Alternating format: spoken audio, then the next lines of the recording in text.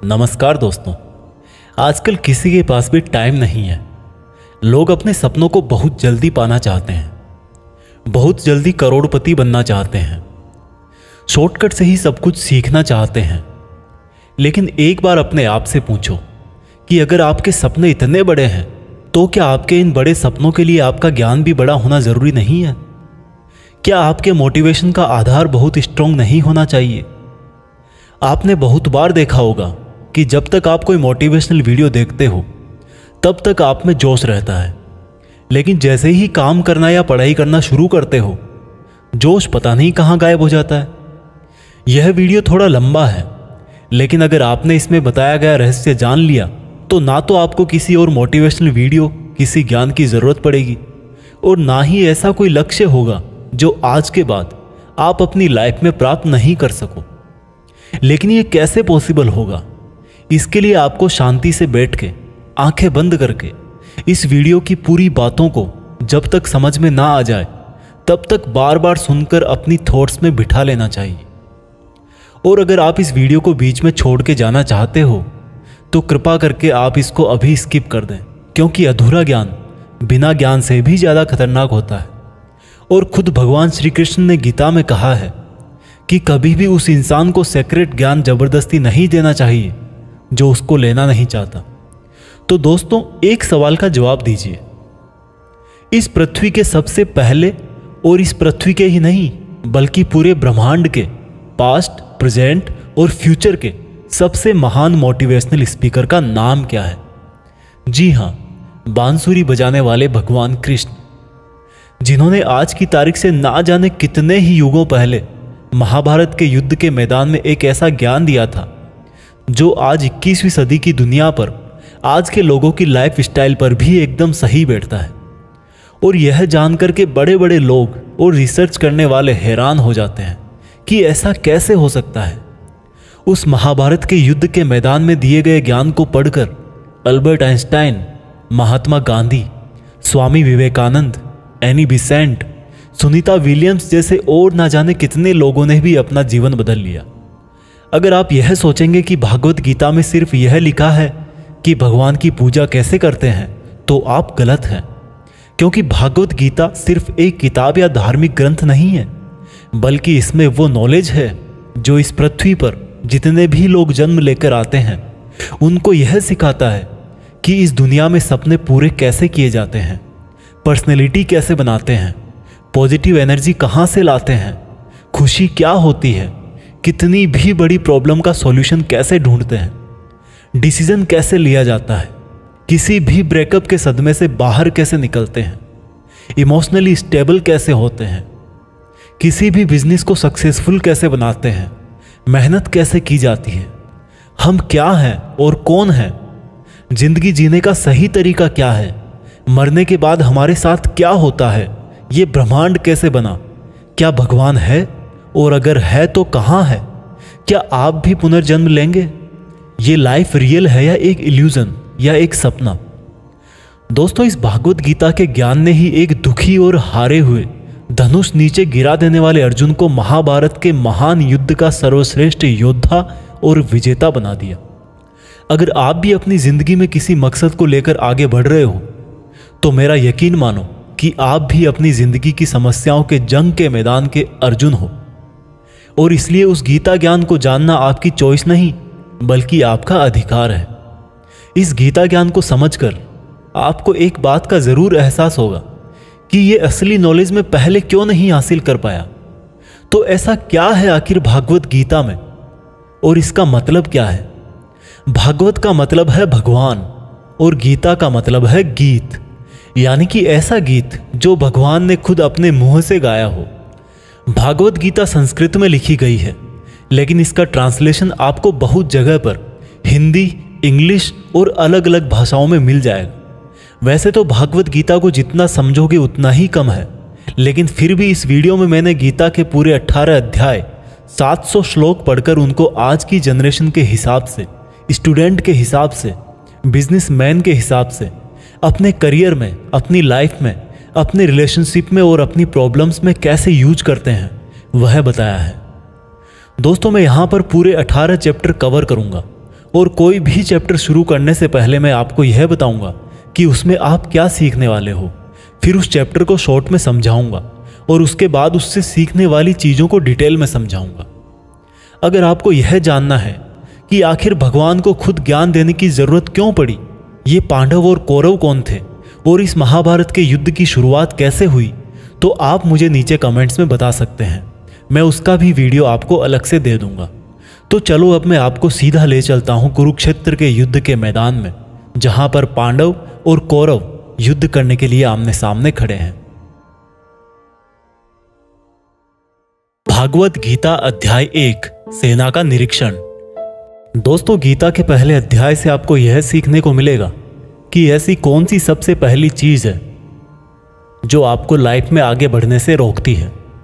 भले ही आप में बहुत नॉलेज हो, आप में बहुत काबिलियत हो, लेकिन उस एक चीज की वजह से आप सही डिसीजन नहीं ले पाते और अपना काम नहीं कर पाते हैं। इसके साथ साथ सपने से हकीकत में इंसान कैसे बदल जाता है वह भी हम जानेंगे। कौरवों में दुर्योधन बहुत खुश हो रहा था। उसके पास बहुत बड़ी सेना थी। भीष्म पितामह थे, गुरु द्रोणाचार्य और गुरु कृपाचार्य जैसे बड़े बड़े योद्धा थे। पांडवों की सेना में अर्जुन, भीम सहित 5 पांडव, भगवान कृष्ण, अभिमन्यु, द्रौपदी के 5 पुत्र आदि थे। अब यह युद्ध पूरी तरह से पारिवारिक युद्ध ही था। पांडवों और कौरवों के लिए गुरु द्रोणाचार्य और कृपाचार्य दोनों एक ही थे। दादा भीष्म भी एक ही थे। साथ ही साथ पांडव और कौरव दोनों खुद भी चचेरे भाई थे, लेकिन हर कोई जीतने के इरादे से आ रखा था। रणभूमि में जब जोर से युद्ध की घोषणा के लिए शंखनाद हुआ तो अर्जुन ने अपने सारथी भगवान कृष्ण से कहा कि हे कृष्ण, मेरे रथ को दोनों सेनाओं के बीच में एक बार ले जाकर के खड़ा कर दो, ताकि मैं ये देख सकूं कि मुझे किनको मारना है। ऐसा सुनकर भगवान कृष्ण ने अर्जुन के रथ को कौरवों की सेना के सामने वहां पर ले जाकर के खड़ा कर दिया, जहां पर कौरवों की सेना में अर्जुन के दादा भीष्म पितामह और गुरु द्रोणाचार्य खड़े थे।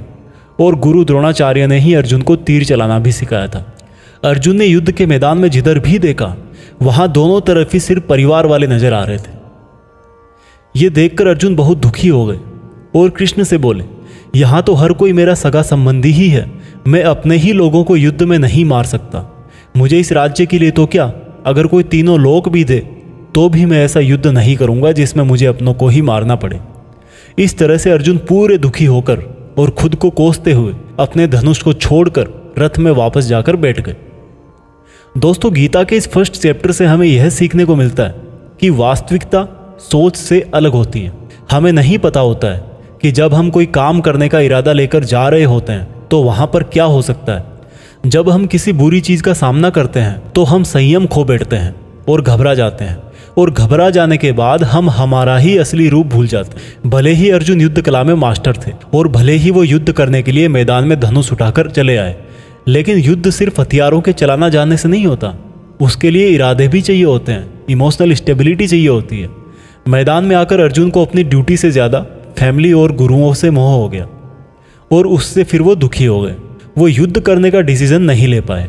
इससे यह भी सीखने को मिलता है कि जिंदगी में हमें हमारा कर्म करने से सबसे पहले रोकने वाला कोई होता है तो वो है हमारा मोह, यानी कि अटैचमेंट।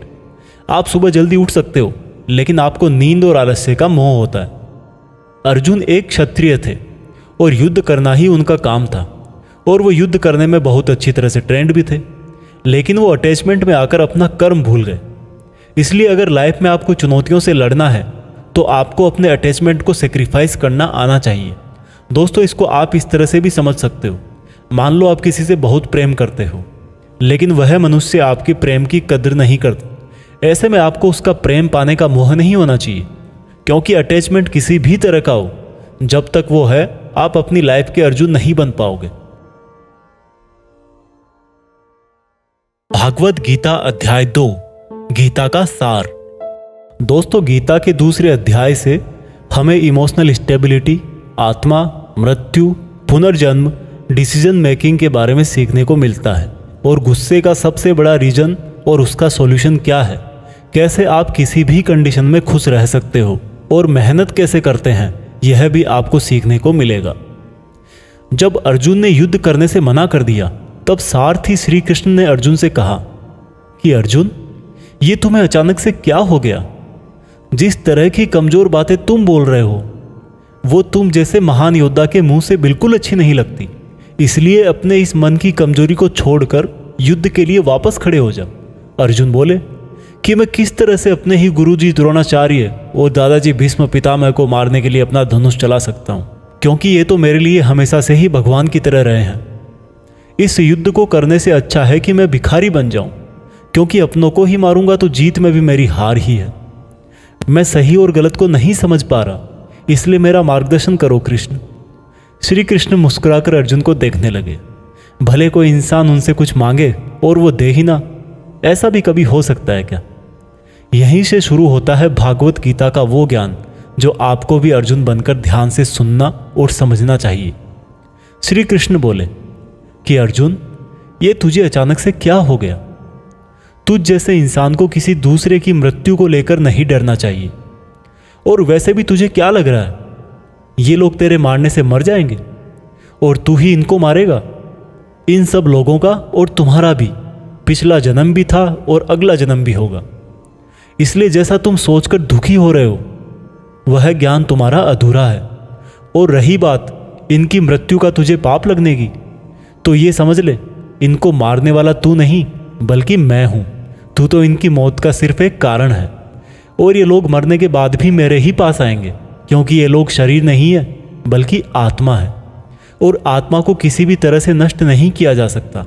आत्मा तो अगले जन्म के लिए इस शरीर को उसी तरह से छोड़ देती है जिस प्रकार से तुम अपने पुराने कपड़े बदलकर नए पहनते हो। हे अर्जुन, जन्म देने वाला और मारने वाला मैं ही हूं। और ये बता, क्या तू किसी मरे हुए इंसान को जिंदा कर सकता है? अगर तू मरे हुए को जीवन नहीं दे सकता तो जीवित को भी नहीं मार सकता, क्योंकि जीवन देने वाला भी मैं हूं और मारने वाला भी मैं हूं, और इनकी मौत मैंने तेरे ही हाथों लिखी है। और अर्जुन, अगर तुझे ऐसा लगता है कि आत्मा भी मरती है तो ये जान ले कि आत्मा जैसे जन्म लेकर मरती है वैसे ही मरने के बाद प्रकृति का चक्र पूरा करने के लिए उसको फिर से जन्म लेना पड़ेगा। इस प्रकार से भी आत्मा नष्ट नहीं हुई। और जब प्रकृति ऐसे ही चलती है तो भला तू इसका जिम्मेदार कैसे हुआ?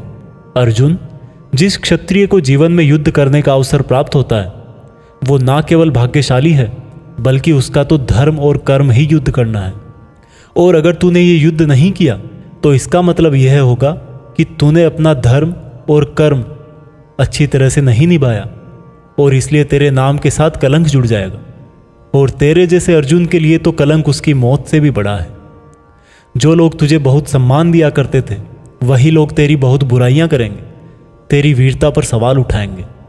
इसलिए अर्जुन, तू सुख दुख, हार जीत और फायदे नुकसान को छोड़कर अपने विचारों को स्थिर कर और युद्ध के लिए धनुष उठा, जिससे या तो तू युद्ध में मारा जाकर मेरी ही शरण में आएगा या फिर विजेता बनकर धरती पर ही सुख भोगेगा।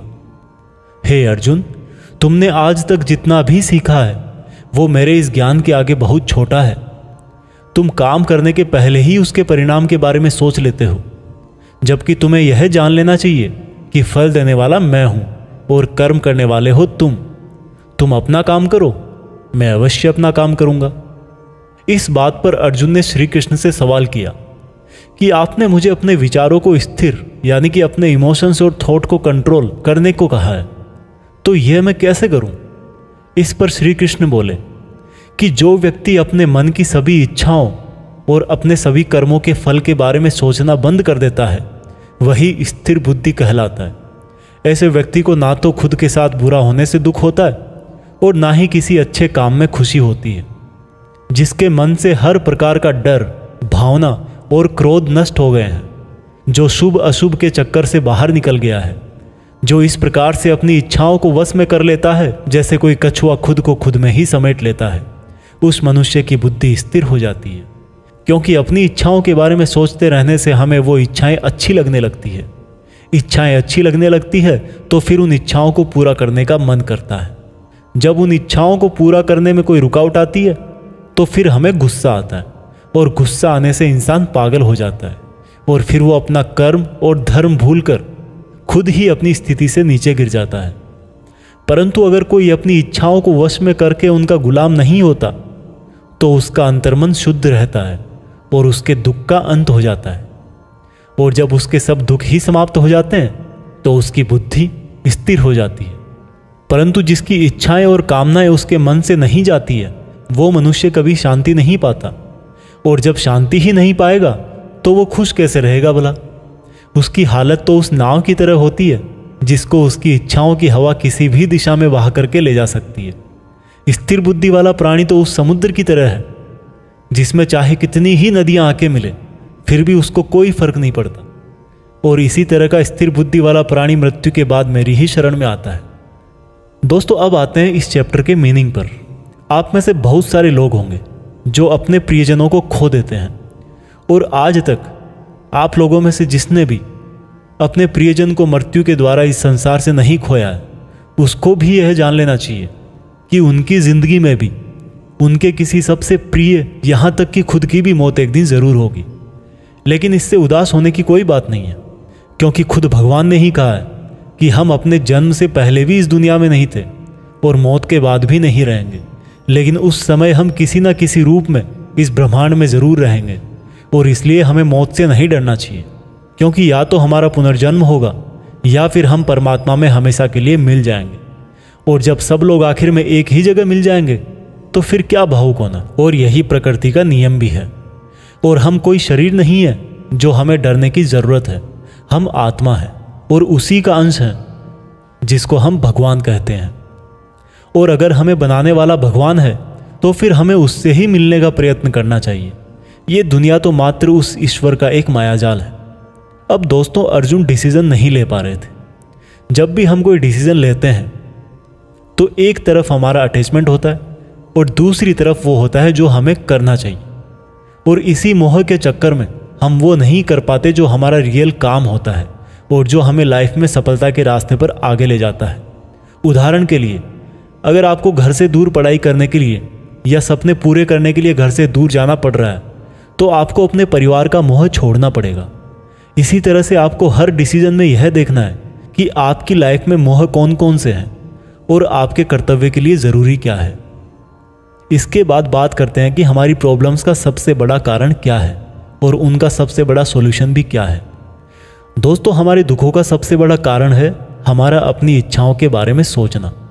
जब हम अपनी इच्छाओं के बारे में सोचते हैं तो समय बीतने के बाद हम उनको पूरा करने की भी कोशिश करते हैं, और जब वो कोशिशें नाकाम हो जाती है तो हमारे अंदर गुस्सा पैदा हो जाता है। और गुस्सा ऐसी चीज़ है जिसको अगर किसी ने शरीर छोड़ने के पहले नहीं छोड़ा तो कभी आप अपने जीते जी खुश नहीं रह पाओगे। आप हमेशा अपने आप को समस्याओं से घिरा हुआ ही पाओगे, क्योंकि ये दुनिया तो सिर्फ आपका ही रिफ्लेक्शन है। अब आप यह भी बोलोगे कि अगर ज़िंदगी में कोई इच्छा ही नहीं रखेंगे तो सक्सेस कैसे हासिल होगी, नाम कैसे कमाएंगे। तो दोस्तों, इसके बारे में भगवान कृष्ण ने कहा है कि सबसे पहले आप अपने कर्म को पहचानिए, यानी कि आपके लिए ऐसा क्या करना ज़रूरी है जो आपको अपना लक्ष्य प्राप्त करवाएगा। और उसके बाद सफल होने की उम्मीद या असफल होने का डर मन में पैदा किए बिना अपने काम को ऐसे करें जैसे वो काम आप नहीं बल्कि खुद भगवान कर रहे हैं। और इस तरह से आपकी हिम्मत कभी नहीं टूटेगी, क्योंकि आपको यह लगेगा कि ये काम मैं नहीं बल्कि मेहनत भगवान कर रहे हैं। और इस तरह से आपकी हिम्मत कभी नहीं टूटेगी, क्योंकि आपको यह लगेगा ही नहीं कि आप मेहनत कर रहे हो। भागवत गीता अध्याय 3 कर्म योग। दोस्तों, अब गीता के 3rd चैप्टर में हम जानेंगे कि ऐसी कौन सी 2 चीजें हैं जो आपको इस दुनिया में कुछ भी हासिल करके दे सकती है। इसमें यह भी जानेंगे कि हम क्या हैं और हमारे अपने मन को अपने काबू में करके अपनी सभी गंदी आदतें कैसे छोड़ें और अपनी मनचाही मंजिल कैसे प्राप्त करें। अर्जुन बोले, हे कृष्ण, आपकी बातें सुन के ऐसा लग रहा है कि जैसे ज्ञान कर्म से ज़्यादा सही है, लेकिन आप तो मुझे सन्यासी बनने की जगह युद्ध करने के लिए बोल रहे हो।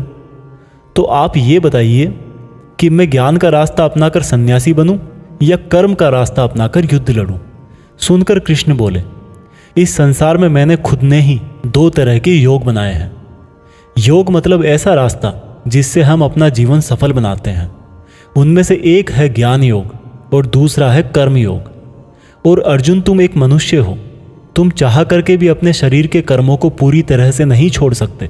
उदाहरण के लिए, तुम्हें हर पल सांस तो लेना ही पड़ेगा। अगर पेट है तो खाना तो पड़ेगा ही।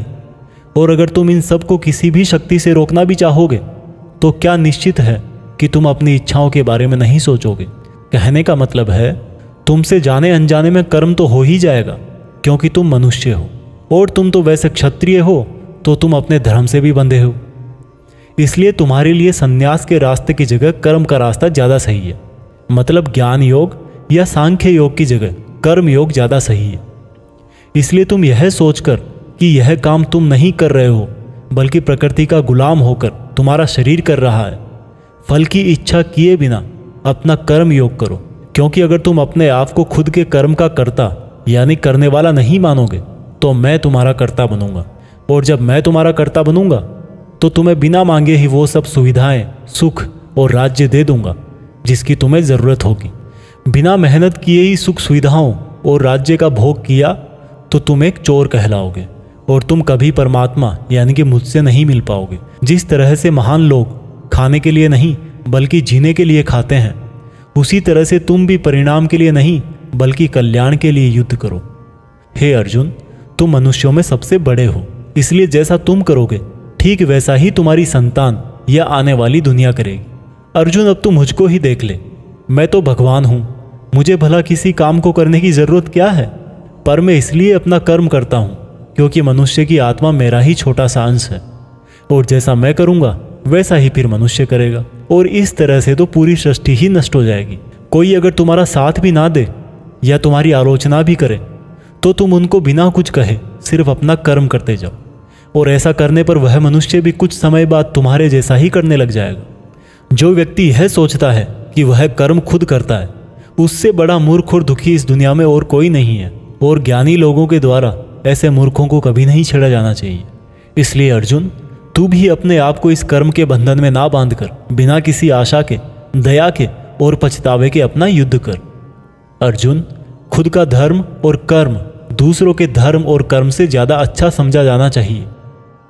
भले ही हमारे खुद के धर्म में और कर्म के पालन करने में कोई कमी रह जाए। अर्जुन ने फिर सवाल किया कि अगर मनुष्य उसी परमात्मा का अंश है तो उससे गलतियां क्यों हो जाती है और वो बुरे काम क्यों करता है।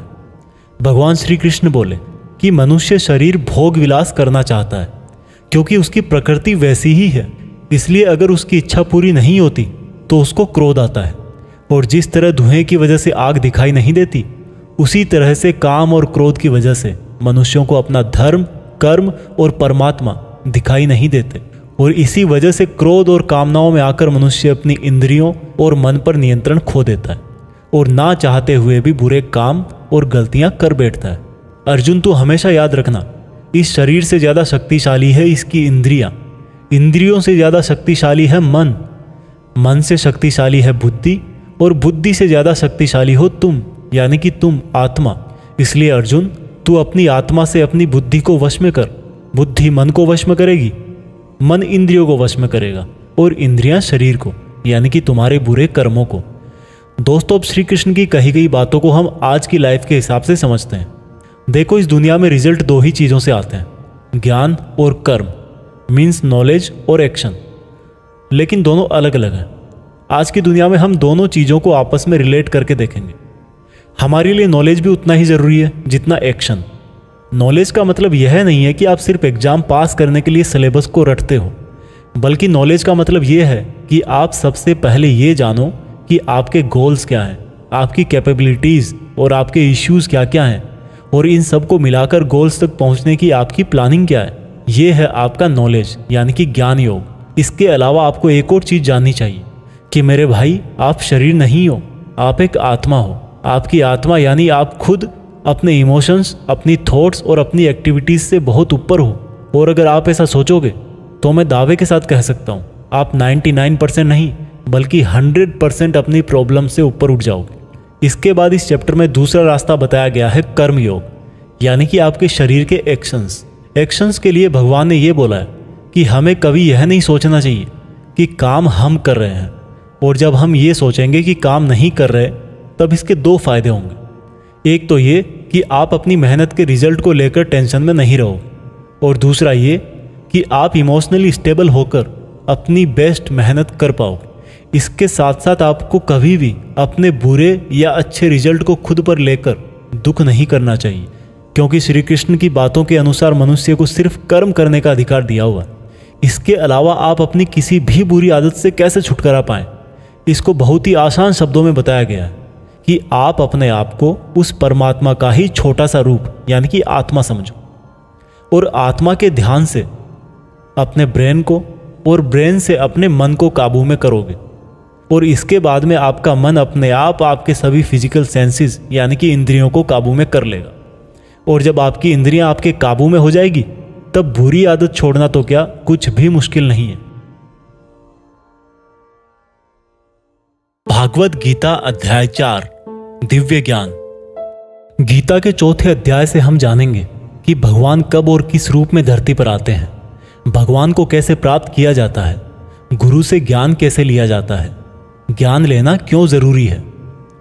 श्री कृष्ण बोले कि अर्जुन, जो महान गीता ज्ञान मैं तुझे बता रहा हूं वो मैंने बहुत पहले ही इसी पृथ्वी पर बताया था, लेकिन समय के साथ वो लुप्त हो गया। इस पर अर्जुन बोले कि हे कृष्ण, आप तो अभी वर्तमान काल में हो, तो आप बहुत पहले के समय में ऐसा कैसे कर सकते हो। श्री कृष्ण बोले कि अर्जुन, तुझे नहीं पता कि तेरे और मेरे कितने जन्म हो चुके हैं।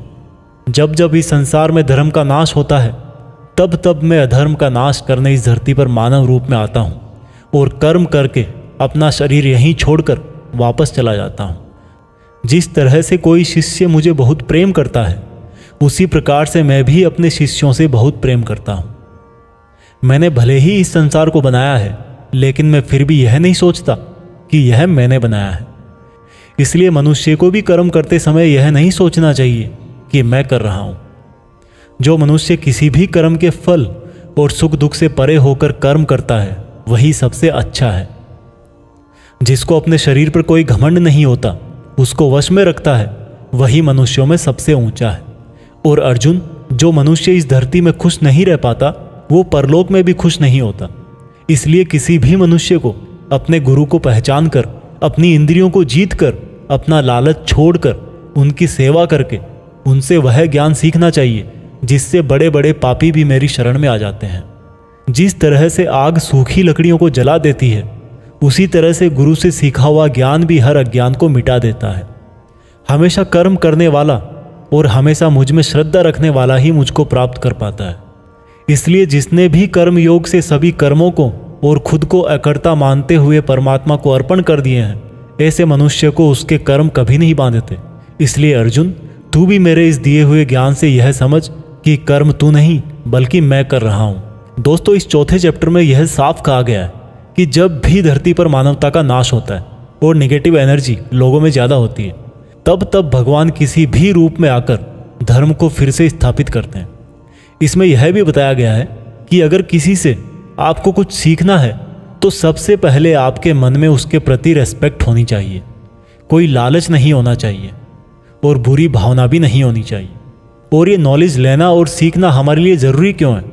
क्योंकि हम चाहे किसी भी फील्ड में हो, ऑब्वियस सी बात है कि हमें उस फील्ड के गुरुओं से ज्ञान तो लेना ही पड़ेगा। और ज्ञान ऐसा तरीका है जो इस लाइफ में आपके टारगेट से और उस लाइफ में आपके परमात्मा से मिला सकता है।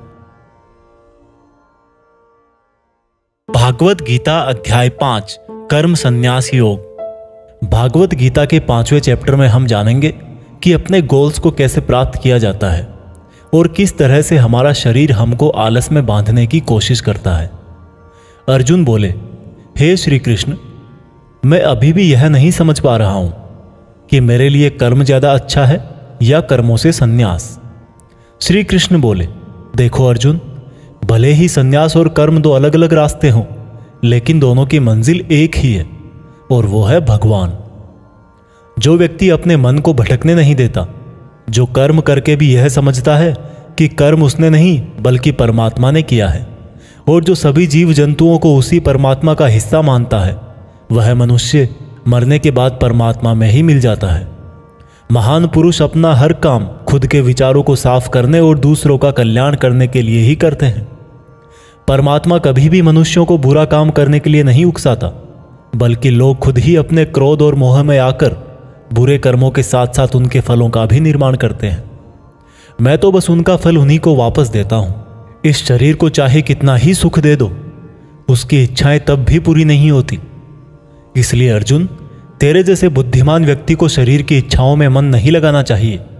इस संसार का असली योगी तो वो है जिसने अपने शरीर का नाश होने से पहले अपने क्रोध का नाश कर लिया हो, जो संपूर्ण प्राणियों का हित करता है, जिसका मन किसी भी कर्म में नहीं बंधता और जो अपने भटकते हुए मन को एक जगह केंद्रित करके परमात्मा को याद करता है, वही व्यक्ति सुखी भी है और परमेश्वर सहित सबका प्यारा भी।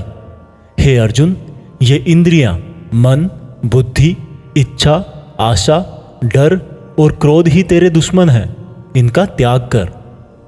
दोस्तों, हमारी बॉडी यानी कि शरीर हमेशा रिलैक्स रहना चाहता है, क्योंकि बाय नेचर शरीर एक निर्जीव चीज ही है अगर उसमें आत्मा ना हो तो।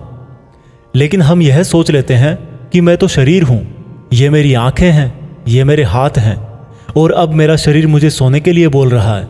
तो इसका मतलब यह है कि आपका शरीर आपकी बुद्धि पर भारी पड़ चुका है।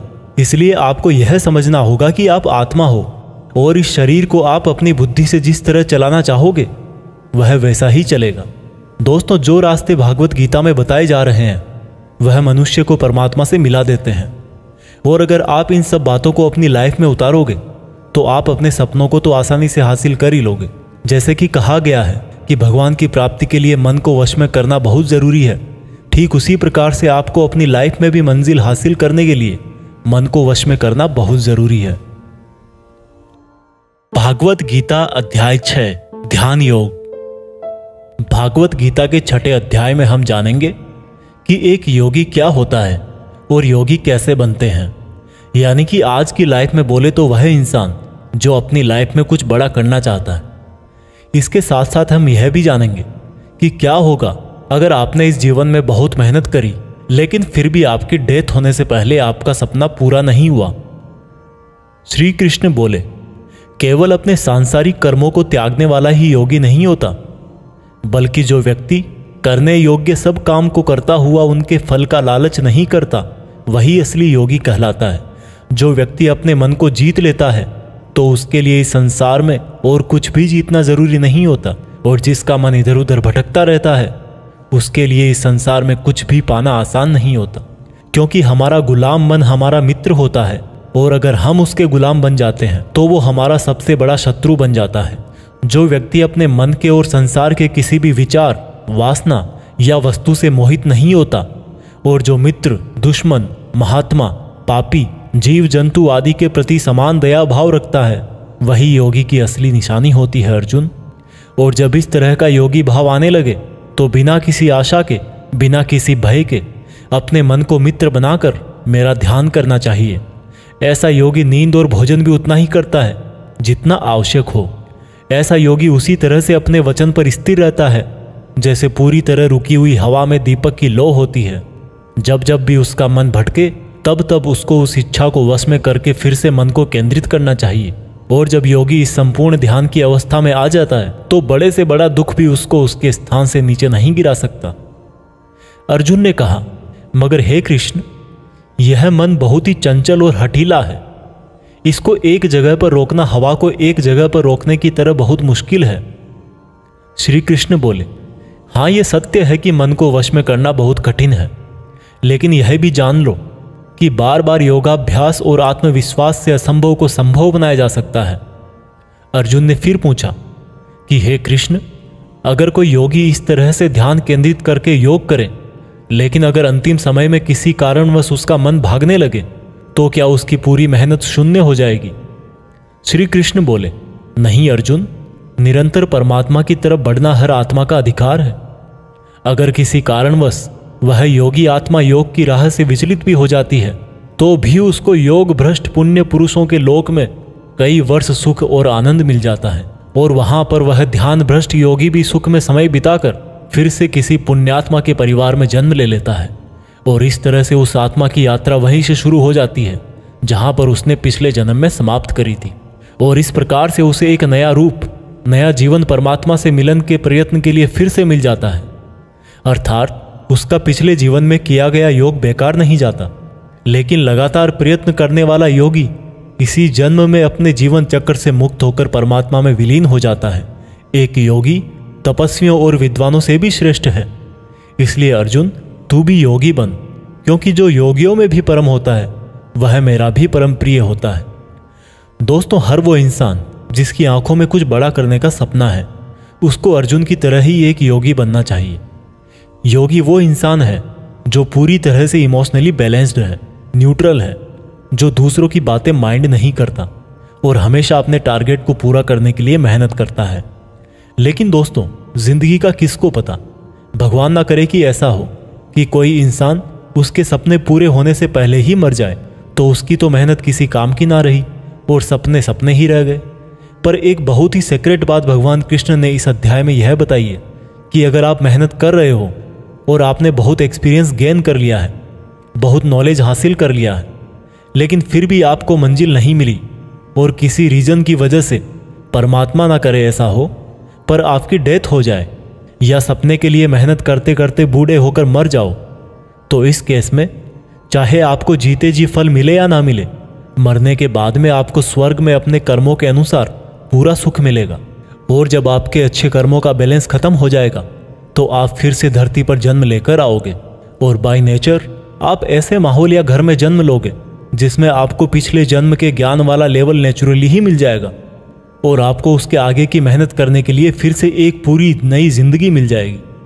ऐसा मैं नहीं, स्वयं कृष्ण ने योगी के बारे में बताते हुए इस गीता के 6ठे चैप्टर के श्लोक नंबर 37 से लेकर श्लोक नंबर 45 तक यही बात कही है और यह भी कहा है कि ये उनके लिए एप्लीकेबल है जो सच में बहुत बहुत मेहनत करते हैं। यह भागवत गीता सार आप YouTube के जीत फिक्स चैनल पर सुन रहे हैं। भागवत गीता अध्याय 7 भगवान का ज्ञान। भागवत गीता के 7वें चैप्टर में बताया गया है कि ईश्वर किस तरह से इस संसार को चलाते हैं, ईश्वर को कौन से भक्त बहुत अच्छे लगते हैं, इंसान भगवान को क्यों नहीं जान पाता है। भगवान कृष्ण बोलते हैं कि हे अर्जुन, अब मैं तुझे वो बातें बताने वाला हूं जिनको जानकर तुझे इस संसार में दूसरा कोई सा भी ज्ञान जानने की जरूरत नहीं पड़ेगी। हजारों लोगों में से कोई एक मुझे प्राप्त करने की कोशिश करता है और ऐसे हजारों कोशिश करने वालों में से कोई एक ही मुझे बहुत समर्पण के साथ प्रेम करता है।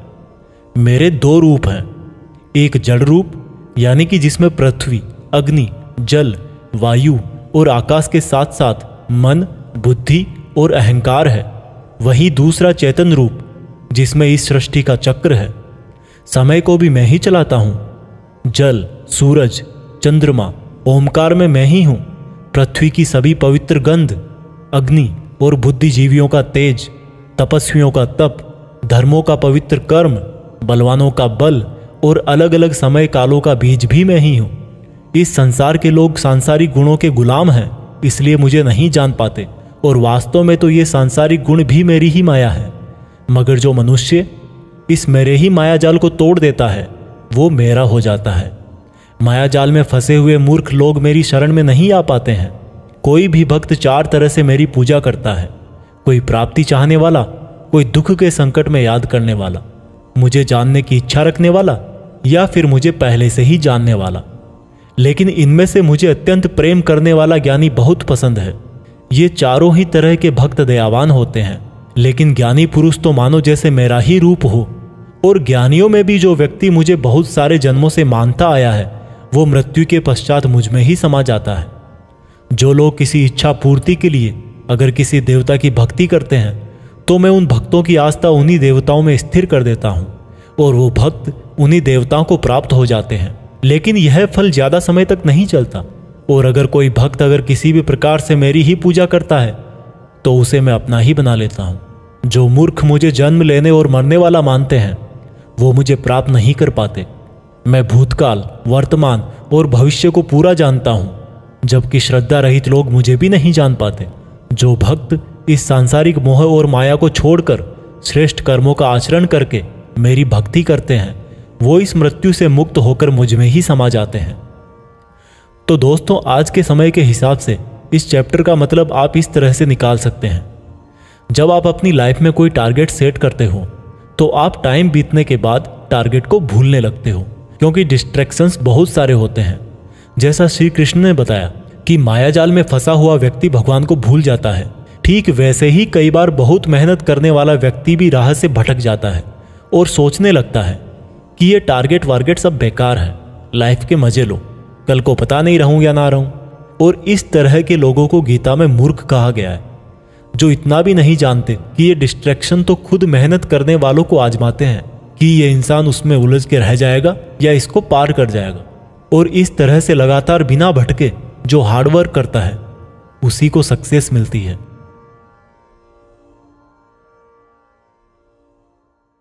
भागवत गीता अध्याय 8 भगवान की प्राप्ति।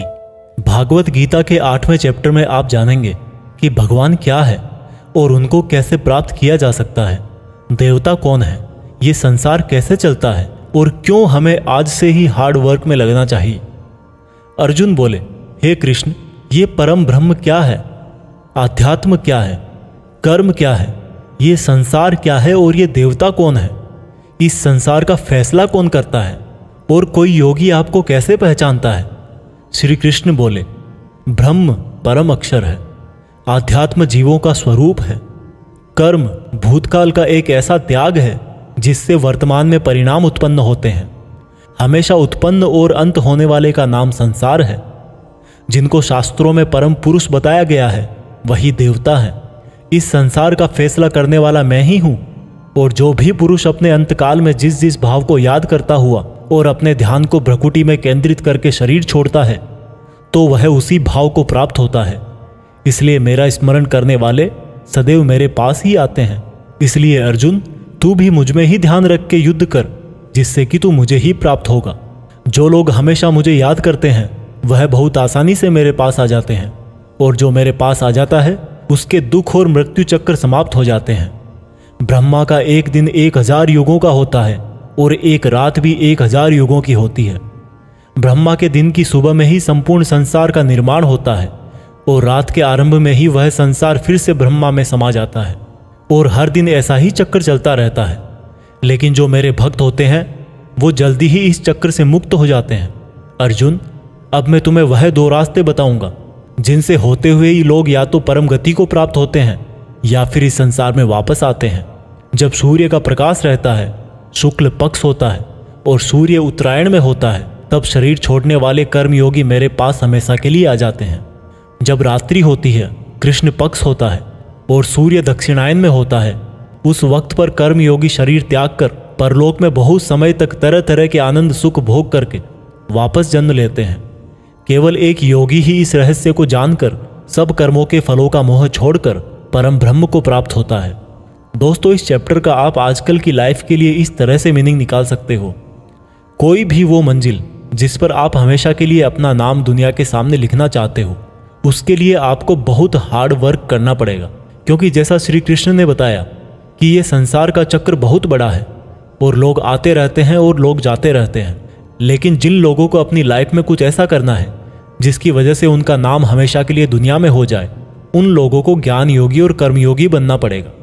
ब्रह्मा का जो एक दिन है उसका मतलब है कि ये यूनिवर्स बहुत पहले से है और बहुत आगे तक चलेगा, और इंसान की लाइफ उस यूनिवर्स के सामने बहुत बहुत छोटी है। इसलिए ऐसा ना हो कि आप लाइफ में सिर्फ सपने सजो के बैठ जाओ और ब्रह्मा जी की शाम हो जाए। भागवत गीता अध्याय 9 अत्यंत गुप्त ज्ञान। भागवत गीता के 9th चैप्टर में हम जानेंगे कि जब हम अलग अलग देवताओं की पूजा करते हैं तो उससे क्या होता है। इसी को हम प्रैक्टिकल लाइफ में लाकर भी जानेंगे। श्री कृष्ण बोले कि हे अर्जुन, अब मैं तुझे बहुत ही गुप्त और बड़ा ज्ञान देने वाला हूं। वह मनुष्य जो मुझ में श्रद्धा नहीं रखते वह इस संसार में बार बार दुख भोगने के लिए आते रहते हैं और जाते रहते हैं। मैं ही इस संसार को बार बार बनाता हूं और मिटाता हूं। मैं ही मनुष्यों को उनके कर्मों के अनुसार फल देता हूं, पुनर्जन्म देता हूं। लेकिन मुझे मेरे काम का बिल्कुल भी मोह और अहंकार नहीं है। मैं यह कर्म करते हुए भी इस कर्म के बंधन में नहीं बंधता।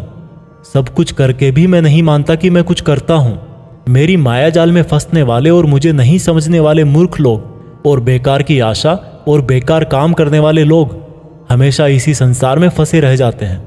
जो वेदों को पढ़ के स्वर्ग प्राप्ति के लिए मेरी पूजा करते हैं वे लोग इंद्र के स्वर्ग का आनंद भोगते हैं, लेकिन उनके स्वर्ग के सुख तब तक ही चलते हैं जब तक उनके मानव जीवन के पुण्य खत्म नहीं हो जाते। और जब उनके पुण्य खत्म हो जाते हैं उनको वापस इसी पृथ्वी पर जन्म लेने आना पड़ता है। किंतु जो मुझ में मतलब परमेश्वर को ही सब कुछ मानकर अपने कर्म फल को त्याग कर निरंतर प्रेम करते हैं, मैं उनकी ना केवल सभी आवश्यकताएं पूरी करता हूं बल्कि उन्हें सदा के लिए मेरी शरण में भी लेता हूं। देवताओं को पूजने वाले देवताओं के पास, पितरों को पूजने वाले पितरों के पास, राक्षसों को पूजने वाले राक्षसों के पास और मुझे मानने वाले सदा मेरे पास ही आते हैं। देवताओं, पितरों और भूतों को पूजने वालों का ज्ञान सीमित होता है और उनको फिर से इस मृत्युलोक में आना पड़ता है। इसलिए अर्जुन, तू भी अगर कुछ खाए, दान करे, तप करे और कर्म करे तो मुझ में ही अर्पण करके करना। इस प्रकार से तू मुझको ही प्राप्त हो जाएगा। मेरे लिए प्रिय और अप्रिय सब बराबर हैं। यहाँ तक कि अगर कोई बहुत ही दुराचारी हो, चाहे स्त्री पुरुष हो, चाहे राजा या भिखारी भी हो, तो वह भी मुझ में आसक्त होकर इस भवसागर से तर जाता है। इसलिए अगर तू भी मुझ में समर्पित रहेगा तो मुझे ही प्राप्त करेगा। दोस्तों, जैसा कि श्री कृष्ण ने कहा कि जो जिसकी पूजा करता है मैं उसको उसी से जोड़ देता हूँ। दोस्तों, इस बात का बहुत गहरा मीनिंग है। हम जिस तरह के इंसान के साथ समय बिताएंगे, टाइम बीतने के बाद में हमारी थॉट्स पर भी उसका असर हो सकता है। इसलिए निगेटिव थॉट्स वाले लोगों से दूर रहना चाहिए और जो लोग पॉजिटिव रहते हैं, जिनकी जिंदगी में कुछ करने का मकसद है, उनकी रेस्पेक्ट करनी चाहिए। क्योंकि आज भले ही वो कुछ ना हो, लेकिन जैसा भगवान ने कहा कि जैसी भावना वैसा नतीजा, तो उस प्रकार से सही रास्ते पर चलने वाले एक दिन मंजिल तक पहुंच ही जाते हैं। भागवत गीता अध्याय 10, भगवान की महिमा। भागवत गीता के 10वें चैप्टर में आप भगवान के द्वारा यह जानेंगे कि क्या भगवान का कोई रूप है, भगवान कहाँ कहाँ किस किस रूप में रहते हैं। वैसे तो आपने बहुत बार सुना है कि भगवान ऐसे हैं, भगवान वैसे हैं, यहाँ है, वहाँ है, हर जगह है, पर इसको हम जरा बारीकी से जानेंगे और मैं आपको यह भी बताऊंगा कि क्या इंसान के लिए भगवान को पूरा जानना संभव है। श्री कृष्ण बोले, अर्जुन, तू मेरा सच्चा मित्र है और मुझसे प्रेम करता है, इसलिए अब मैं तुझे मेरे बारे में बताता हूँ। मेरे जन्म को कोई नहीं जानता, लेकिन जो यह जानता है कि मैं कभी नहीं जन्म लेने वाला और कभी नहीं मरने वाला हूँ, वही सबसे बड़ा ज्ञानी है। ज्ञान और मूर्खता, सत्य और झूठ, सुख और दुख, मन और बुद्धि, रचना और नाश, कीर्ति और अपमान सहित सभी भाव वास्तव में मैं ही तो हूँ। इस संसार में जहाँ जहाँ जिसकी भी पूजा होती है वह वास्तव में मैं ही हूँ। जो लोग मुझ में मन और प्राणों को अर्पण करते हैं, उनके ज्ञान के अंधकार को मैं ही ज्ञान के उजाले से रोशन करता हूँ। इस पर अर्जुन बोले कि हे कृष्ण, आपने जो अभी तक खुद के बारे में बताया है उन सब बातों को मैंने मान लिया है, लेकिन आपकी बातें मेरा और ज़्यादा मन मोह रही है। हालांकि आप ही खुद को पूरी तरह से जानते हैं, लेकिन फिर भी मैं आपको किस तरह से मानूं, और अपनी शक्तियों और महिमाओं के बारे में भी बताइए। इस पर श्री कृष्ण बोले कि अर्जुन, वैसे तो मेरे विस्तार का कोई अंत नहीं है, लेकिन फिर भी मेरी जो भी जानकारी तेरे लिए जानना जरूरी है उससे मैं तुझे बताऊंगा। अर्जुन, सभी समय मुझसे ही बने हैं, भूत, वर्तमान और भविष्य भी मैं ही हूँ। मैं ही विष्णु, सूर्य और चंद्रमा हूँ। वेदों में सामवेद, देवों में इंद्र और इंद्रियों में मन, जीवों में आत्मा, पर्वतों में सुमेर, रुद्रों में शंकर, वसुओं में अग्नि और धन दौलत में कुबेर भी मैं ही हूँ। जल में समुद्र, ग्रहों में बृहस्पति, अड़े रहने वालों में पहाड़, देवर्षियों में नारद, पेड़ों में पीपल, हाथियों में एरावत, मनुष्यों में राजा, गायों में कामधेनु, सर्पों में सर्पराज, नागों में शेषनाग, राजाओं में यमराज, गणनाओं में गणित, पक्षियों में गरुड़, योद्धाओं में श्रीराम, समुद्र में मगरमच्छ, नदियों में गंगा, विद्याओं में ब्रह्म विद्या, विवादों का निर्णय, अक्षरों में ओम, कालों का महाकाल, मंत्रों में गायत्री, महीनों में मार्गशीर्ष, ऋतुओं में बसंत भी केवल मैं ही हूँ। छलों का जुआ, जीतने वालों की विजय, निश्चय करने वालों का निश्चय और भक्त पुरुषों की भक्ति भी मैं ही हूँ। वृष्णवंशियों में कृष्ण यानी कि स्वयं मैं, पांडवों में अर्जुन यानी कि तू, मुनियों में वेदव्यास और कवियों में शुक्राचार्य भी मैं ही हूँ। जीतने वालों की रणनीति और रहस्य रखने वालों का मौन भी मैं ही हूँ। हे अर्जुन, इस ब्रह्मांड में जितना भी जाना और अनजाना है वह सब मैं ही हूँ और मेरा कोई अंत नहीं है। इसलिए हे अर्जुन, मुझे पूरा जानना तेरे लिए किसी काम का नहीं है। बस तू इतना जान ले कि ये संसार तो मेरे एक छोटे से अंश मात्र से ही चलता है। दोस्तों, इस चैप्टर में आप जान गए होंगे कि ऐसी कोई जगह नहीं है जहां पर भगवान ना हो। और श्री कृष्ण ने यह भी कहा है कि अर्जुन को ना तो ईश्वर को पूरा जानना जरूरी है और ना ही वो पूरा डिटेल में जान पाएंगे। दोस्तों, इसको आप अपनी लाइफ में इस तरह से रिलेट करो कि जैसे भगवान ने कहा कि मैं अनंत हूं और तू उतना ही जान जितना तेरे लिए जरूरी है। ठीक उसी प्रकार से आपको भी अपनी लाइफ में उन चीजों में अपनी एनर्जी और टाइम वेस्ट नहीं करना चाहिए जिनको जानना आपके लिए जरूरी नहीं होता। सिर्फ आप इतना ध्यान रखें कि ऐसा कौन सा नॉलेज है जो आपको अपनी मंजिल तक पहुंचाएगा। भागवत गीता अध्याय 11, भगवान का अनंत रूप। भागवत गीता के 11वें चैप्टर में भगवान के विराट रूप के बारे में जानेंगे। अर्जुन बोले, हे कृष्ण, आपके दिए हुए ज्ञान से मेरे संदेह दूर हो गए हैं, लेकिन अगर संभव हो तो मैं आपका महान रूप देखना चाहता हूं। इस पर श्री कृष्ण ने कहा, अवश्य अर्जुन, परंतु तू इन मानव की आंखों से यह सब नहीं देख पाएगा, इसलिए मैं तुझे यह सब देखने के लिए दिव्य आंखें देता हूं। इसके बाद जो अर्जुन ने देखा वह वास्तव में कल्पना से परे था। भगवान का ना तो कोई आरंभ था, ना कोई मध्य था और ना कोई अंत था। परम ब्रह्म से इतना प्रकाश निकल रहा था जितना हजारों सूरज से भी नहीं निकल सकता। अर्जुन ने बहुत तरह के संसारों को श्री कृष्ण में समाहित देखा।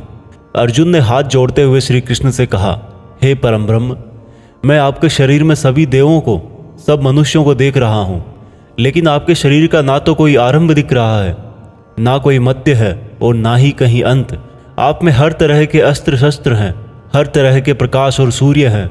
स्वर्ग और धरती के बीच का पूरा आकाश मानो आपसे ही भर गया है। कई देवता के समूह आप में प्रवेश कर रहे हैं, कई आपकी वंदना कर रहे हैं, तो कई लोग भयभीत होकर हाथ जोड़े खड़े हैं। आपके अनंत हाथ पैर, पेट, आंखों, मुंह वाले रूप को देखकर समस्त सृष्टि सहित मैं बहुत व्याकुल हो रहा हूं। मैं पांडवों कौरवों की संपूर्ण सेना के महान योद्धाओं को अंत होकर आप में जाता हुआ देख पा रहा हूं। आपके अनेक तरह के उग्र रूप इस संपूर्ण ब्रह्मांड को बहुत ऊर्जा दे रहे हैं। हे कृष्ण, इतने रूपों में आप कौन से हो? मैं आपको पहचान नहीं पा रहा हूं। इस पर कृष्ण बोले, मैं हर जगह हूं और मैं ही समय हूं। इन सेनाओं के योद्धाओं को नष्ट करने के लिए प्रकट हुआ हूं। इन सब योद्धाओं की मौत मैं पहले ही लिख चुका हूं। तू तो सिर्फ इनकी मौत का कारण है, मारने वाला तो स्वयं मैं ही हूं। इस पर अर्जुन भयभीत लेकिन गदगद होकर बोले, हे भगवान, आपका यह रूप देखकर अब मुझे पता लगा कि क्यों योगी, महर्षि, देवता जैसी आत्माएं आपका पूजन करती है। आप तो सत्य और असत्य से भी परे हैं। आपके इस रूप का वर्णन करने के लिए मेरे पास कोई शब्द नहीं है। आप ही इस जगत के पालनकर्ता और विनाशक हो। आपको कोटि कोटि नमस्कार, आपको कोटि कोटि नमस्कार, नमस्कार। आपके लिए हर दिशा से नमस्कार, क्योंकि आपका कोई आदि नहीं है, मध्य नहीं है और अंत भी नहीं है। हे प्रभु, मैंने जाने अनजाने में आपको भाई, कृष्ण, मित्र कहा है और कई बार लोगों के सामने आपका मजाक भी उड़ाया है। मुझे आपके इस सत्य का पता नहीं था, इसलिए अगर संभव हो तो मुझे क्षमा कीजिए। मैं आपकी वंदना करता हूँ। पिता जैसे पुत्र को और सखा जैसे सखा को क्षमा कर देता है, वैसे ही आप भी मुझे क्षमा करें। आपके इस रूप को देखकर मैं खुश भी हो रहा हूँ और भयभीत भी हूँ, इसलिए अब कृपा करके आप अपना प्रसिद्ध चतुर्भुज विष्णु रूप दिखाइए। मैं आपको मुकुट, चक्र और गदा के साथ देखना चाहता हूँ। इस पर श्री कृष्ण बोले कि अर्जुन, मैंने तेरे आग्रह पे वह रूप दिखाया है जिसको आज तक कोई मनुष्य नहीं देख पाया है और ना ही देख पाएगा। मेरे इस रूप और अनंत आकार को देखकर तू व्याकुल भी ना हो और पागल भी ना हो, और अब तेरी इच्छा अनुसार तू मेरा चतुर्भुजी रूप भी देख। इस प्रकार से श्री भगवान ने अपना चतुर्भुजी रूप दिखाकर अर्जुन का साहस बंधाया और अनंत रूप से उत्पन्न हुई व्याकुलता भी दूर करी। इस पर अर्जुन बोले कि हे कृष्ण, अब मैं आपके इस रूप को देखकर फिर से शांत हो गया हूँ। कृष्ण बोले, अर्जुन, जो चतुर्भुजी रूप तुमने अभी देखा है वो बड़ा ही दुर्लभ है और इसको देखने के लिए देवता भी तरसते हैं। यह चतुर्भुजी रूप किसी भी यज्ञ, दान, तप और वेद से देखा जा सकता है, परंतु अर्जुन, जो तेरी तरह मेरा परम भक्त है, कर्तव्य परायण है, वासना और बैर रहित है, वह अंत में मुझे ही प्राप्त होता है। इसलिए मैंने यह रूप तुझे दिखाया है। दोस्तों, गीता के इस अध्याय से आप आज के टाइम में यह सीख सकते हो कि अगर हम अपनी मेहनत के रास्ते पर सही हैं तो कई बार हमें अपनी सफलता को पाकर विश्वास नहीं होता। हमें पता ही नहीं लगता कि हमने इतनी मेहनत कर ली, और जब सफलता आती है तब भी लगता है कि ये तो बहुत बड़ी है, मैंने इतनी मेहनत तो की ही नहीं थी। और दोस्तों यही महान लोगों का एक गुण भी है, वो मेहनत करते हैं लेकिन उनको यह भी आभास नहीं रहता कि वो कितनी मेहनत कर रहे हैं। यह उनके बड़प्पन को दिखाता है। भागवत गीता अध्याय 12 भक्ति योग। दोस्तों गीता के 12वें चैप्टर में हम जानेंगे कि अपने गोल्स पर कैसे अडिग रहें, एक स्टूडेंट को क्या करना चाहिए। अर्जुन ने कहा कि हे भगवान, आपको क्या मानकर पूजना ज्यादा अच्छा है, रूप या फिर निराकार। श्री कृष्ण ने कहा, जो भक्त मन को एकाग्र करके श्रद्धा से युक्त होकर मुझ सगुण रूप परमेश्वर को भजते हैं, वह मुझे योगियों में श्रेष्ठ लगते हैं। परंतु जो भक्त अपनी इंद्रियों को वश में करके मन बुद्धि से परे मेरे अविनाशी रूप पर ध्यान लगाते हैं, वह मुझे ही प्राप्त होते हैं। जो भक्त अपने कर्मों को मुझ में अर्पण करके मेरा चिंतन करते हैं, वो भी मुझे ही प्राप्त होते हैं। इसलिए तू मन को मुझ में ही लगा, और अगर तेरे लिए मन को वश में करना संभव नहीं है तो तू योग द्वारा मुझको प्राप्त करने का प्रयत्न कर। जिसके क्रोध और सभी द्वेष समाप्त हो गए हैं, वह भक्त मुझे बहुत पसंद है। अगर तू मन को रोकने के अभ्यास में भी असफल है तो तू मेरे लिए ही कर्तव्य परायण हो जा और कर्म फल का त्याग कर दे। अभ्यास से ज्ञान श्रेष्ठ है, ज्ञान से मुझ परमेश्वर का ध्यान श्रेष्ठ है, और इस ध्यान से भी श्रेष्ठ है सभी कर्मों के फल का त्याग करना, जिससे तुरंत ही शांति मिलती है। जो व्यक्ति हर तरह के सुख दुख, शस्त्र और मित्र भाव, लाभ हानि, मोह और इच्छा, हर तरह के मौसम से मुक्त है और सभी प्राणियों को बराबर देखता है, और जो अपने मन और इंद्रियों को पूरी इच्छा शक्ति से वश में किए है, वही परमानंद के लिए श्रेष्ठ है। जो निंदा और प्रशंसा को एक समान समझता है, जो किसी भी स्थान पर किसी भी भोजन के साथ रह सकता है, वह भक्त मुझे श्रेष्ठ लगता है। और उनमें भी जो निष्काम भाव से अपना कर्म और मेरी सेवा करते हैं, वह मुझे अति प्रिय है। दोस्तों इस चैप्टर में बताया गया है कि आपको अपने खुद के पुराने अनुभवों से सीखना चाहिए। एक स्टूडेंट को या एक उस इंसान को जो अपनी लाइफ में कुछ बड़ा करना चाहता है, उसको कम खाना चाहिए और हर तरह के इमोशन में सिर्फ यह सोचना चाहिए कि खुद का सपना कैसे पूरा करूं। यह भागवत गीता सार आप YouTube के जीत फिक्स चैनल पर सुन रहे हैं। भागवत गीता अध्याय 13 क्षेत्र क्षेत्रज्ञ विभाग योग। भागवत गीता के 13वें चैप्टर में हम जानेंगे कि किस तरह से हमारे एक्शन से रिजल्ट पैदा होता है। श्री कृष्ण ने कहा कि यह शरीर एक क्षेत्र की तरह है, और जो इसको जानता है उसको क्षेत्रज्ञ कहते हैं। क्षेत्र मतलब खेत। जिस तरह से खेत में जैसा बीज डालते हैं, वह उसी प्रकार का सही समय आने पर फल देता है। उसी तरह जीवन में भी जिस तरह का कर्म फल का बीज मनुष्य डालता है, वही बीज समय आने पर उसी प्रकार का फल देता है। इसीलिए इस शरीर को क्षेत्र कहा गया है। यह क्षेत्र और क्षेत्रज्ञ का ज्ञान बहुत विद्वानों द्वारा बहुत तरीके से कहा जाता है, और इस ज्ञान में 5 महाभूत यानी कि पृथ्वी, अग्नि, जल, वायु, आकाश को मिलाकर मन, बुद्धि, अहंकार और सभी इंद्रियां भी शामिल है। इसके साथ साथ इसमें सुख दुख, चेतना, शरीर, धैर्य और विकार भी सम्मिलित है। अब परम ब्रह्म को प्राप्त कराने वाला ज्ञान क्या है, यह मैं तुझे बताऊंगा। मनुष्य में कोई भी खूबी होने पर उसमें किसी तरह का घमंड नहीं होना चाहिए। किसी भी प्राणी को सताना नहीं चाहिए। दूसरों के प्रति क्षमा भाव होना चाहिए। गुरु की सेवा की जानी चाहिए। मन और वाणी में सरलता होनी चाहिए। मन और समस्त इंद्रियों पर पूरा वश होना चाहिए। किसी भी तरह के भाव में नहीं बहना चाहिए। संतान, जीवन साथी, घर और धन में मोह नहीं होना चाहिए। अच्छे और बुरे में भी मन और बुद्धि की स्थिरता होनी चाहिए। वासना वाले लोगों से दूरी होनी चाहिए। एकांतवास में मन का शुद्धिकरण करना चाहिए। मुझ परमेश्वर में पूरी तरह से समर्पण और ध्यान मग्न रहना चाहिए। हे अर्जुन, अब मैं तुझे परम ब्रह्म के बारे में कहूँगा। वो सर्वव्यापी है। वह सब इंद्रियों के साथ भी इंद्रियों के बिना है, और वह निर्गुण होकर भी सभी गुणों के साथ है। वह सभी सजीवों और निर्जीवों में है। वह दूर भी है और पास में भी, लेकिन फिर भी जानने में नहीं आता। वह ब्रह्मा की तरह जीवन उत्पन्न करता है, विष्णु की तरह पालन करता है, और शंकर की तरह विनाश भी करता है। वह अलग अलग कालों में होते हुए भी एक जैसा लगता है, और एक ही काल में भी अलग अलग तरह का होता है। वह माया का भी महामाया है, परम ब्रह्मों से भी परम है, और सब प्राणियों के साथ उनके हृदय में निवास करता है।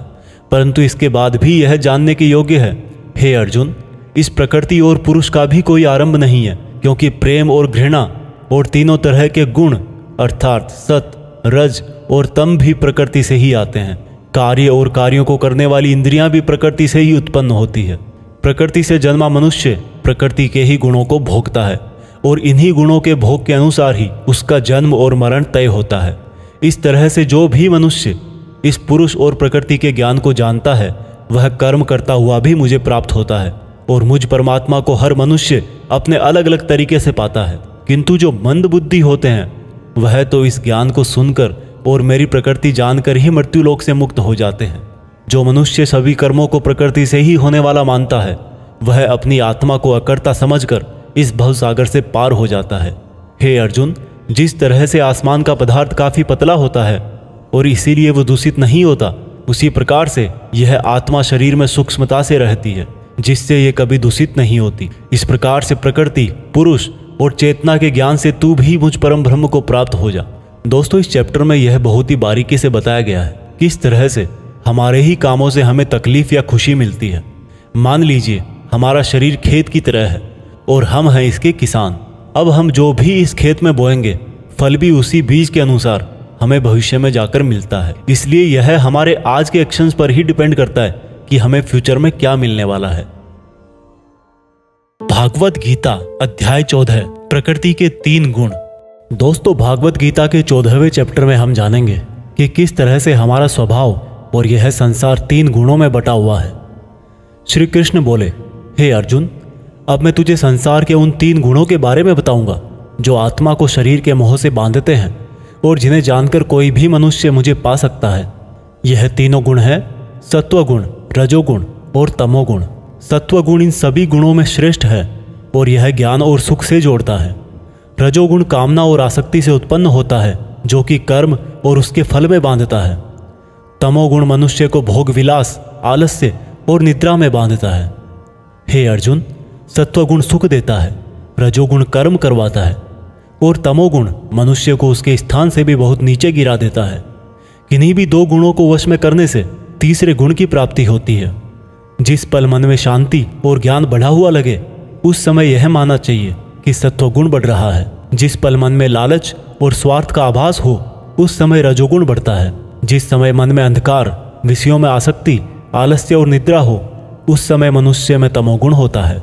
सत्वगुण में मरने वाला मनुष्य परमात्मा को प्राप्त होता है। रजोगुण वाला मनुष्य फिर से जन्म लेकर मनुष्य बनता है और तमोगुण वाला प्राणी अगले जन्म में कीट पतंग बनता है। सात्विक कर्म का परिणाम है सुख, राजस कर्म का परिणाम है दुख और तामस कर्म का परिणाम अज्ञान होता है। जो व्यक्ति इस बात को जानता है कि यह 3 गुण ही उससे सब काम करवाते हैं, तब वह अपने कर्तापन से और इस संसार से मुक्त हो जाता है और इस तरह से सोने, पत्थर और मिट्टी को एक जैसा समझने वाला मनुष्य परम ब्रह्म अर्थात मुझे प्राप्त हो जाता है। दोस्तों, यह 3 प्रकार सात्विक, राजस और तामस हमारी डेली लाइफ में बहुत यूजफुल हैं। अगर आप मेहनत करके कुछ उम्मीद नहीं करोगे तो आप हमेशा खुश रहोगे। अगर आप किसी अच्छे रिजल्ट की कामना करके मेहनत कर रहे हो तो कोई गारंटी नहीं कि खुशी होगी या दुख होगा।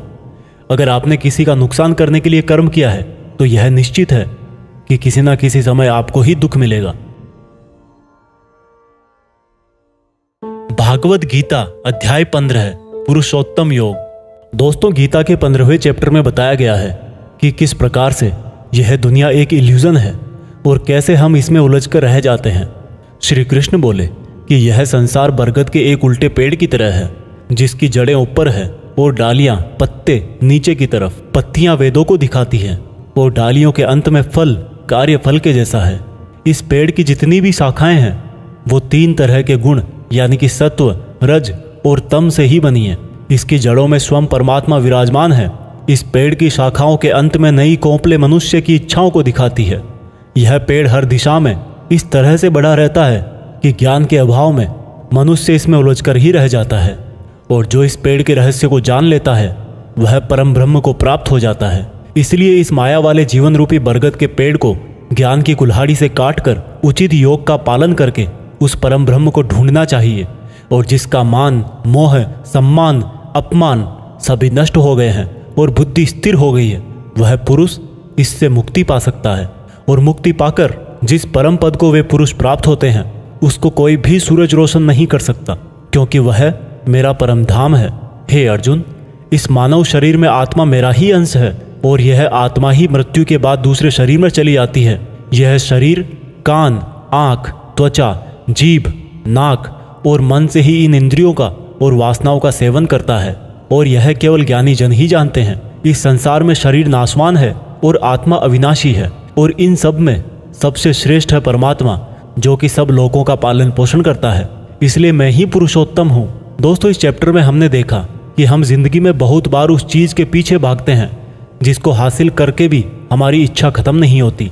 हम जितनी इच्छाएं पूरी करते हैं उतनी ही और बढ़ जाती है। इसलिए उस इंसान को जिसको लाइफ में कुछ बड़ा करना है, उसको अपने डिटर्मिनेशन से उन इच्छाओं के जाल को काट देना है। तभी वह इस इल्यूजन वाले ट्री से परमात्मा को, यानी कि आपकी पर्सनल लाइफ के केस में सक्सेस को ढूंढ पाएगा। भागवत गीता अध्याय 16 है, 2 स्वभाव। दोस्तों, गीता के 16वें चैप्टर में बताया गया है कि मनुष्य के कौन से 2 नेचर या बिहेवियर होते हैं। श्री कृष्ण बोले, हे अर्जुन, इस संसार में 2 तरह के स्वभाव हैं, देवीय स्वभाव और असुरी स्वभाव, यानी कि देवता के समान और राक्षस के समान। पहले मैं तुझे देवीय स्वभाव के बारे में बताऊंगा।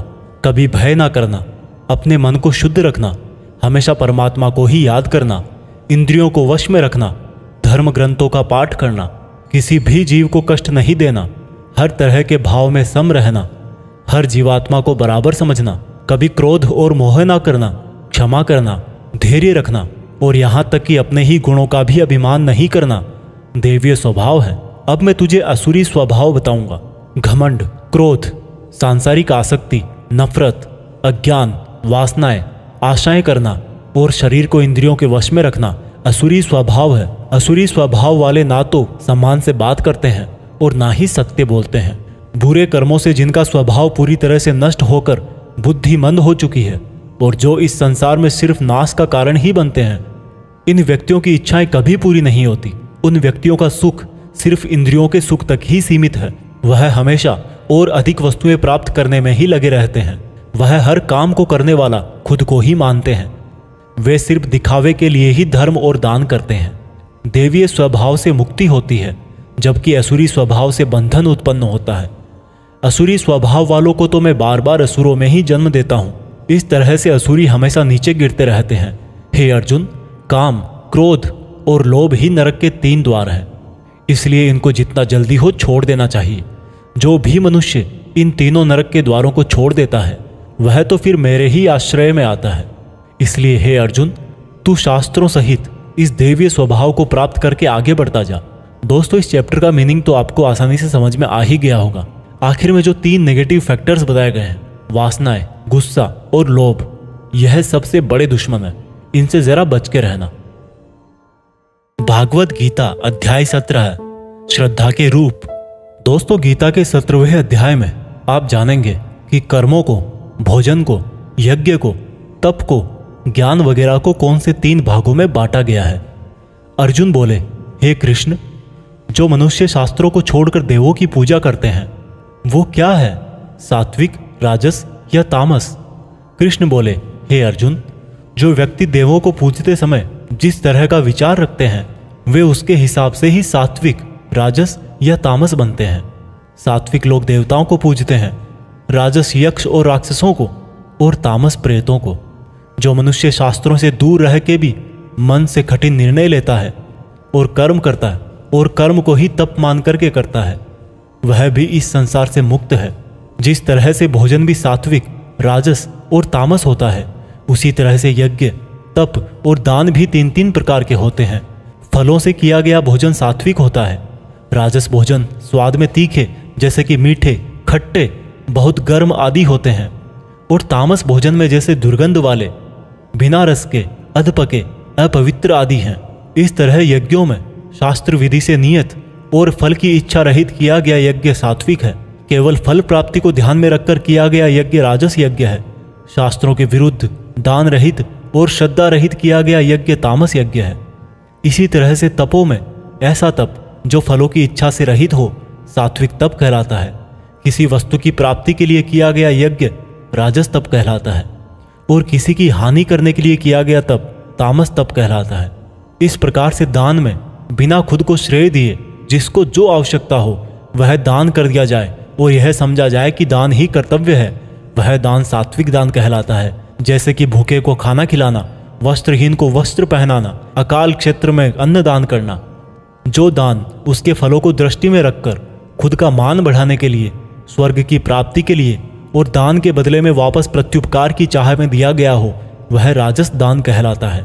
जो दान बिना सम्मान के किसी को अपमान करके बलपूर्वक दिया जाता है या किसी अयोग्य को दिया जाता है तो उसको तामस दान कहते हैं।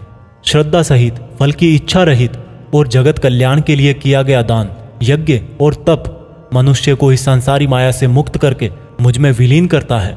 दोस्तों, इस चैप्टर में आपने सुना कि हर कर्म के 3 प्रकार होते हैं और इन कर्मों को करते टाइम आपके मन में जैसी भावना या जैसा मकसद होता है उसी तरह से आपको फल मिलता है।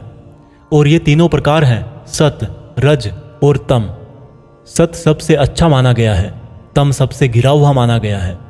सत का मतलब है आप जो भी काम करें, मेहनत करें, उसमें एकदम इमोशनली स्टेबल होकर, बिना उस काम के रिजल्ट के बारे में सोचे, बिना उस काम को करने का क्रेडिट लिए, खुद के मन की शुद्धता और संसार का कल्याण करने के लिए करें। लेकिन आज के टाइम में हम अपने गोल्स के लिए काम करते हैं जिनमें हमें मेहनत के लास्ट में रिजल्ट चाहिए होता है। भगवान कृष्ण ने कहा है कि हमारे दुखों का और काम बिगड़ने का यही मेन रीजन है कि हम उसके रिजल्ट के बारे में सोच सोच कर परेशान रहते हैं। इसलिए दोस्तों, आप भी सत्य के इस रास्ते पर रहने की कोशिश करें।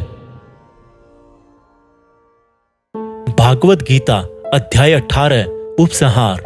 दोस्तों, गीता के 18वें और आखिरी चैप्टर में हम जानेंगे कि क्या त्याग और संन्यास एक ही है। इस पूरे गीता ग्रंथ का निचोड़ भी आपको इसी चैप्टर में मिल जाएगा, इसलिए आपको इस चैप्टर को लास्ट तक ध्यान से सुनना चाहिए। अर्जुन बोले, हे कृष्ण, मैं त्याग और संन्यास के बारे में जानना चाहता हूं।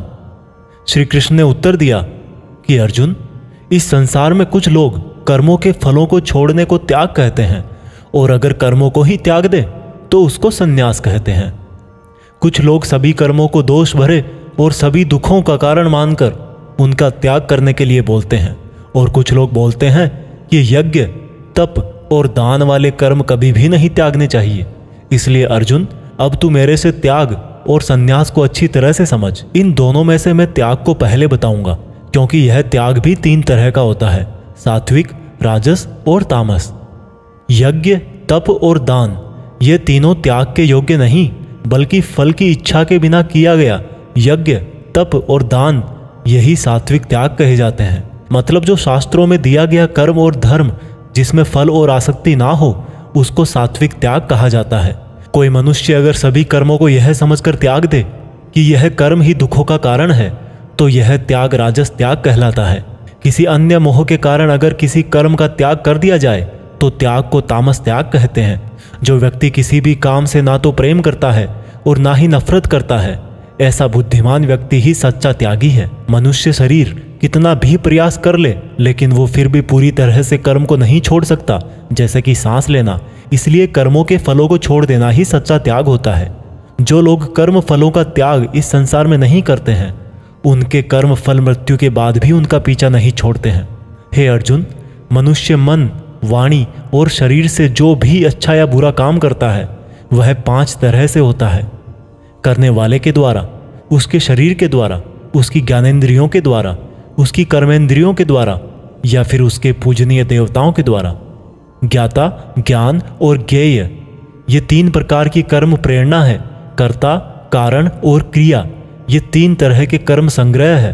अर्जुन, ज्ञान, कर्ता और कर्म ये तीनों भी 3 तरह के हैं।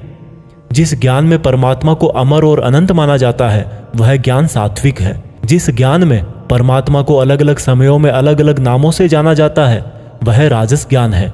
और जो ज्ञान सात्विक ज्ञान और राजस ज्ञान के बाहर है वह तामस ज्ञान है। जो कर्म श्रद्धा रहित और फल की इच्छा के बिना किया जाता है वह सात्विक कर्म कहलाता है। जो कर्म कुछ पाने के लिए किया जाता है वह राजस है और जो कर्म किसी का नुकसान करने के लिए किया जाता है वह तामस कर्म है। इस प्रकार से सात्विक कर्म करने वाला सात्विक कर्ता, राजसी कर्म करने वाला राजसी कर्ता और तामसिक कर्म करने वाला तामसिक कर्ता कहलाता है। इस तरह बुद्धि और संकल्प भी 3 तरह के होते हैं। हे अर्जुन, सात्विक कर्म, राजस कर्म और तामस कर्म करने वालों की बुद्धि और संकल्प ये भी क्रमशः सात्विक, राजस और तामस होते हैं। हे अर्जुन, सुख भी 3 तरह के होते हैं। बिना किसी कर्म फल के परम ब्रह्म में ध्यान लगाकर मिलने वाला सुख सात्विक सुख होता है। बल, बुद्धि, शक्ति, राज्य इत्यादि की प्राप्ति राजस सुख है। नींद, आलस्य और वासना इत्यादि तामस सुख है। इस पूरे ब्रह्मांड में इन तीनों प्रकार के अलावा और कुछ भी नहीं है। हे अर्जुन, ब्राह्मण, क्षत्रिय, वैश्य और शूद्र, इन चारों के कर्म इनके गुणों के आधार पर बांटे गए हैं। अपनी मन और इंद्रियों को वश में रखना, सभी प्राणियों का भला करना, धर्म का पालन करना, बिना कर्ता भाव के कर्म करना, परमात्मा में ध्यान लगाना, ये सब गुण जिसमें होते हैं उसको ब्राह्मण कहना चाहिए। बल, बुद्धि, दान, वीरता, शासन, ये सब क्षत्रिय के कर्म है। खेती, व्यापार इत्यादि वैश्य का काम है तथा इन सब वर्णों की सेवा करना शूद्र का कर्म है। हे अर्जुन, दूसरों के धर्म और कर्म से तो अच्छा है भले ही कम गुणों वाला हो, लेकिन अपना ही कर्म और धर्म निभाएं, और ऐसा करना ही मोक्ष के द्वार खोलता है। मानव कर्मों में कुछ ना कुछ कमियां तो रहती ही है, फिर भी उसको खुद का कर्म नहीं छोड़ना चाहिए। जिस तरीके से कोई व्यक्ति भगवान को पा सकता है वह अब मैं तुझसे सारांश में कहूंगा। हमेशा और हल्का भोजन करने वाला, हमेशा और हल्का भोजन करने वाला, अपने देश का धर्म निभाने वाला, इच्छाओं का त्याग करके एकांत में ज्ञान का अध्ययन करने वाला, मन, वाणी, शरीर को वश में रखने वाला, लाभ हानि, सजीव निर्जीव, मित्र शत्रु, इन सब को बराबर समझने वाला, घमंड, बल, मोह रहित और शांति सहित भगवान से अनंत भक्ति प्रेम करने वाला सदा के लिए मेरे पास आ जाता है। इस तरह का ब्रह्म योगी ना तो कोई आशा करता है, ना ही स्वयं को या दूसरों को दोष देता है, और ना ही दुख और सुख में विचलित होता है। इस तरह का परम योगी सब कर्म करता हुआ भी स्वयं को कर्ता ना समझकर मुझ परमात्मा को ही कर्म करने वाला समझता है। हे अर्जुन, इस तरह से तू भी इन बातों को समझकर अगर अपना धर्म और कर्म निभाएगा तो तू भी मुझ में परम पद पाएगा। और अगर तू इस तरह बोलकर कि मैं युद्ध नहीं करूंगा, मेरे ज्ञान को नहीं मानेगा, तो अपने धर्म, कर्म और परमार्थ से भटक जाएगा और नष्ट हो जाएगा। हे अर्जुन, तेरे अंदर भी मैं ही हूं, इसलिए तू सब मोह छोड़कर और इस माया से बाहर निकलकर अपना कर्म और धर्म युद्ध कर। इसी से तू मुझ भगवान के धाम में ऊंचा स्थान प्राप्त करेगा। अर्जुन, मैंने पूरे रहस्यमयी और गोपनीय ज्ञान तुझे अच्छी तरह से बता दिए हैं, फिर भी तू अब जो समझकर करना चाहे वैसा करना। लेकिन अर्जुन, तू मुझे बहुत ही प्रिय है, इसलिए मेरा ही भक्त बन और मुझे ही सदा प्रणाम कर। मैं प्रतिज्ञा करता हूं कि ऐसा करने से तू मेरे ही पास आएगा। फिर भी यदि तुझे ऐसा लग रहा है कि तू पाप करने जा रहा है, तो जब तू मेरी ही शरण में आ जाएगा तो मैं तेरे पूरे पापों को माफ कर दूंगा। इसलिए तू दुखी मत हो। और अर्जुन, तू इस दिव्य ज्ञान को उस व्यक्ति से मत कहना जो इसको सुनना नहीं चाहता, या भक्ति और कर्म नहीं करना चाहता, या परमात्मा में दोष निकालता हो। परंतु तू जिस भी मेरे भक्त को मेरा प्रिय समझकर यह ज्ञान कहेगा, वह भक्त इस संसार में मेरा सबसे प्रिय भक्त होगा। इस गीता ज्ञान को समझना ही वास्तविक ज्ञान यज्ञ है, और इस ज्ञान यज्ञ से भी कोई भक्त मुझे प्राप्त कर सकता है। हे अर्जुन, अब मुझे यह बता, क्या तेरा अज्ञान मिट गया है? अर्जुन उठकर बोले, हे परम ब्रह्म श्री कृष्ण, मैंने आपका संपूर्ण ज्ञान अपनी बुद्धि में बिठा लिया है और अब मैं स्थिर हूं, और जैसा आपने मार्गदर्शन किया है मैं ठीक उसी प्रकार से अपने कर्तव्य और धर्म का पालन करूंगा। दोस्तों, चाहे कितनी भी मुश्किलें आए, जो इंसान खुद भगवान कृष्ण की इन बताई गई बातों को फॉलो करता है, उनको अपने जीवन में उतारता है, उसकी ना केवल पूरी प्रॉब्लम सोल्व हो जाती है, बल्कि उसे जीने का, अपने सपनों को हासिल करने का तरीका भी पता लग जाता है। कुछ लोग ये भी बोलते हैं कि गीता ज्ञान सिर्फ हिंदू धर्मों का ग्रंथ है, जबकि भगवान ने खुद कहा है कि व्यक्ति जाति और धर्म से नहीं, गुणों से ब्राह्मण होता है, और इस भागवत गीता पर सभी मनुष्यों का बराबर हक है। आज की ये दुनिया कर्म भूमि है। कर्म और मेहनत का सिद्धांत सबके लिए एक होता है। इसलिए आप सब लोग इस गीता ज्ञान को बार बार सुने, हर एज के पुरुष और महिलाओं को सुनाएं, ताकि आप अपनी कर्म स्थल के अर्जुन बनकर अपने जीवन का लक्ष्य हासिल कर सको। जय श्री कृष्णा। जय हिंद। वंदे मातरम।